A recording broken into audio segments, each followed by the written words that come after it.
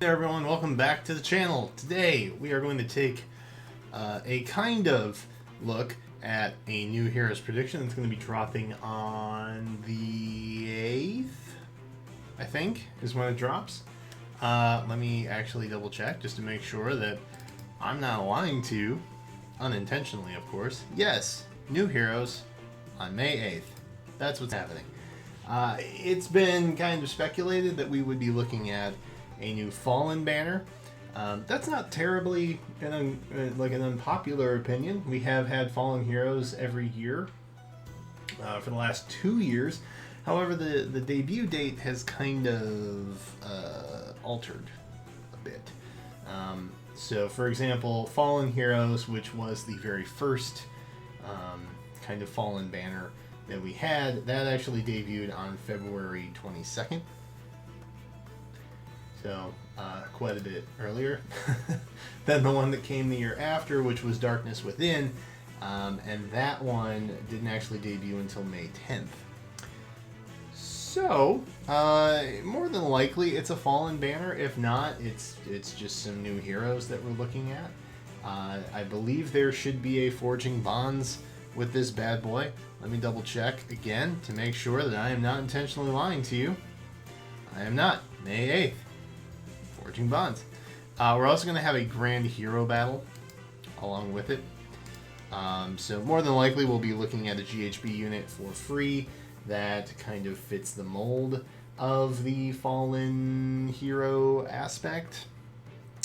So rather than do like a hardline predict, we're going to do kind of like an explorative in what a Fallen Hero could be. And so that's what we're going to look at today. Now, remember, okay, spoilers exist for these things because not very often do they ever show up and just not spoil things.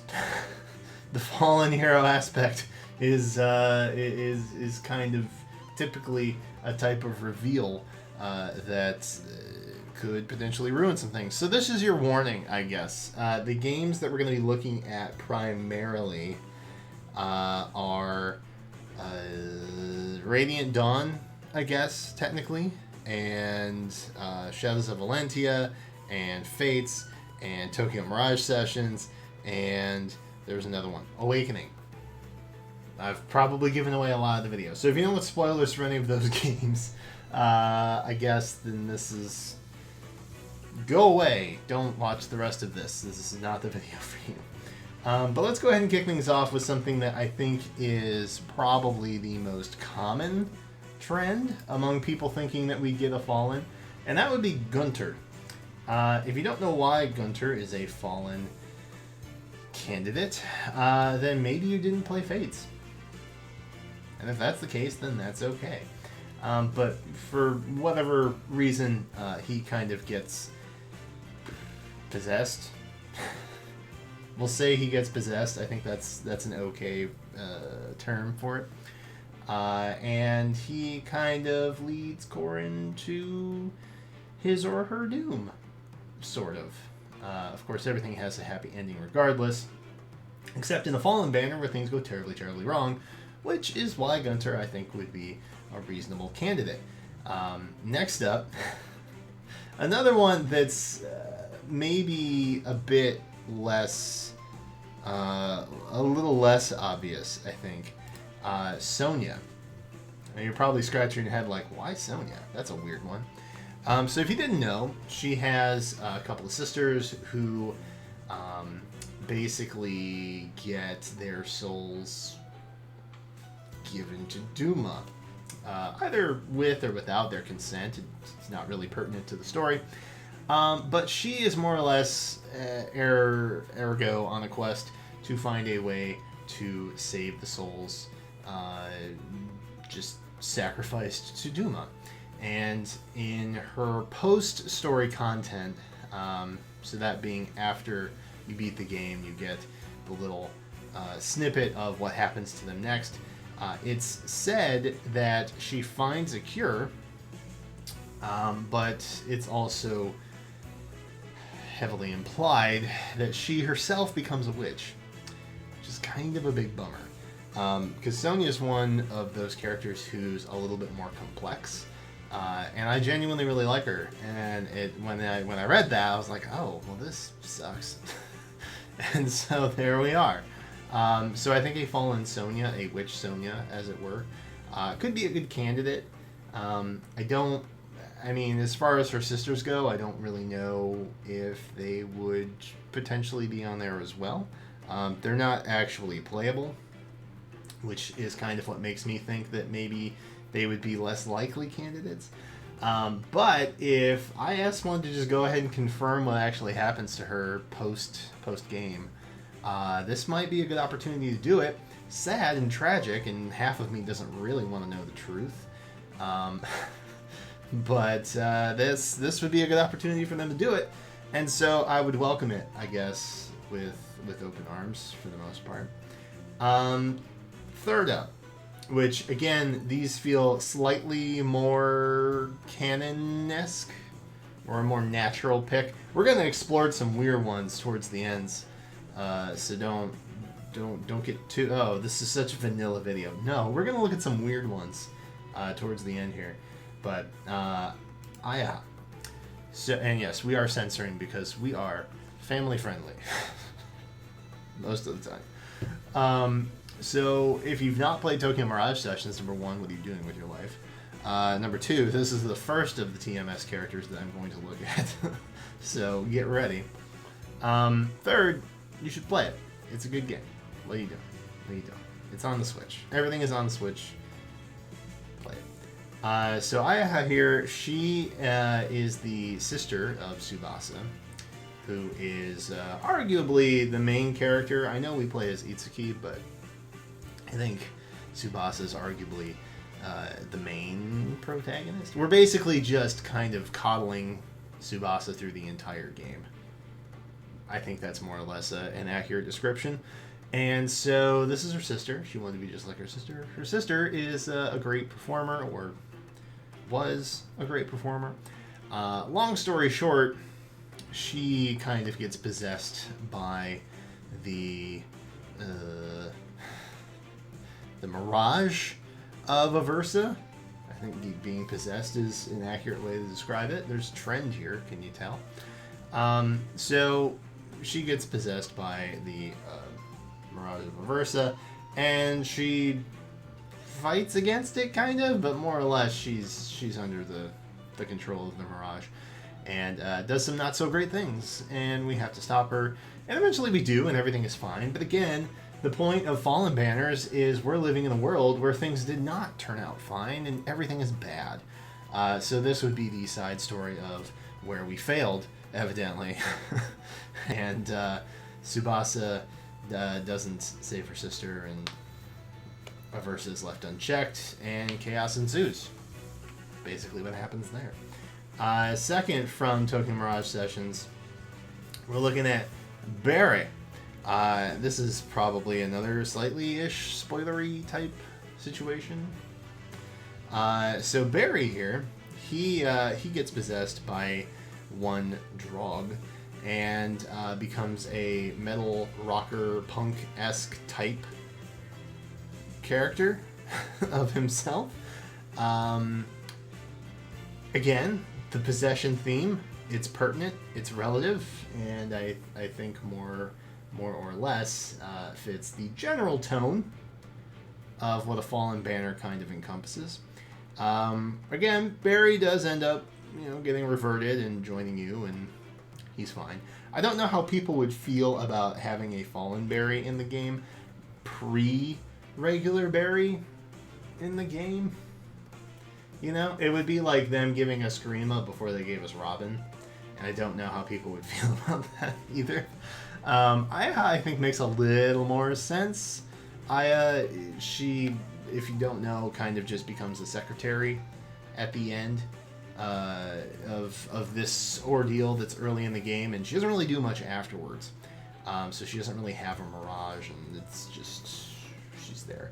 I don't even think she joins in sessions once you go through the EX dungeons. I still think that's just Maiko and Barry and Tiki. I don't think No, she does not. So she really doesn't do any fighting. I think the only way that she would get into Fae would be something along this line, because this is kind of the only time she does any actual fighting.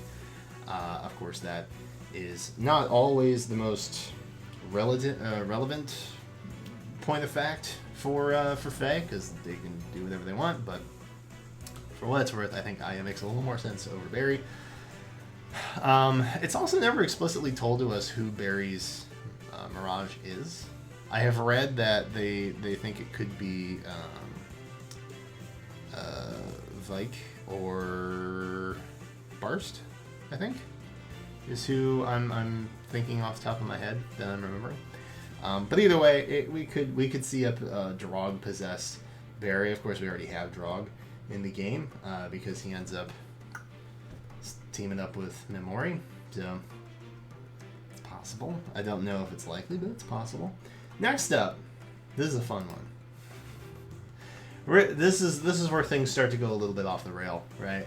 So this is a Cypher Reimagining, and I do love my Cypher Reimaginings. This would be Ike. This would be Ike after he touched the medallion. This is what essentially happened to Grail.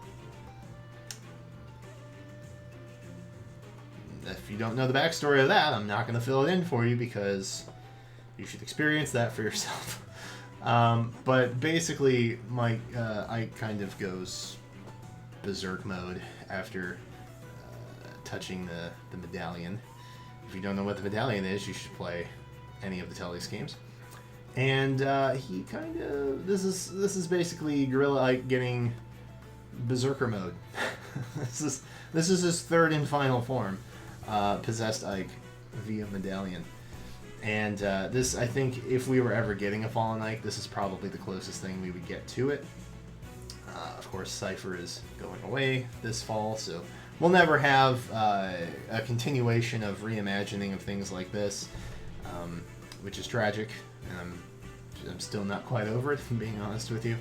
But it's cool. It's really cool. I wish I had this card. I've been trying to find it, and someday I hope that I will be able to. It's from an older set. It's from set 12, which is a couple years old at this point, but still a really cool card. And our final re-examination is another Cypher favorite of mine, and that would be the... this would be Risen Crom. That's what we're looking at here.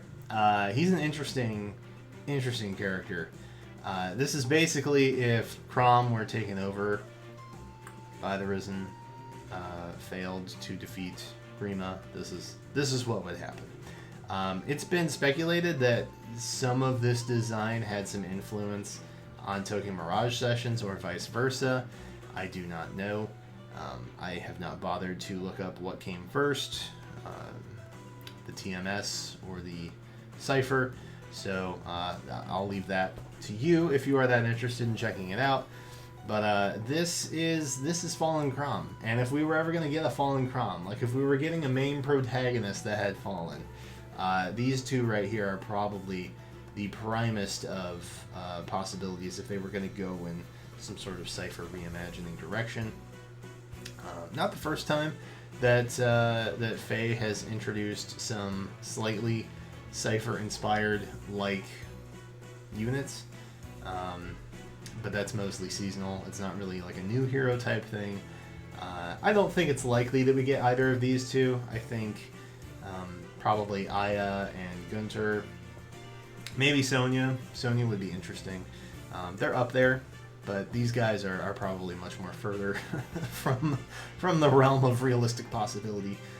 But still kind of exciting. It's like still kind of cool. I know it's not always interesting to reimagine heroes as defeated now villains, but again, it's kind of what the Fallen Banner lets us do, which is cool. So that has been my kind of new heroes prediction, Fallen speculation on if we get a Fallen Heroes banner. Again, it might not be, but it's a possibility.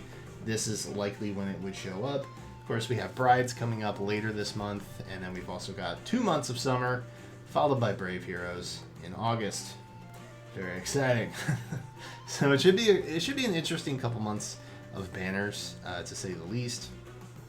So let me know in the comments who you think or what you think we'll be seeing on the new Heroes banner. Do you think it's going to be Fallen? If you do, who do you think we'll see from Fallen? If it's not Fallen, what game do you think it's going to be from? I won't hold you to it. It's just a guess. That's it for me right now. I have to go get this edited and get ready to stream because, spoilers, it's a Sunday. So, thank you guys so much for watching. Be sure to take care of yourselves and those around you in these trying times. Drink lots of water, wash your hands, and remember that you are cared about. So, until then, thank you again for watching, and I will catch you next time.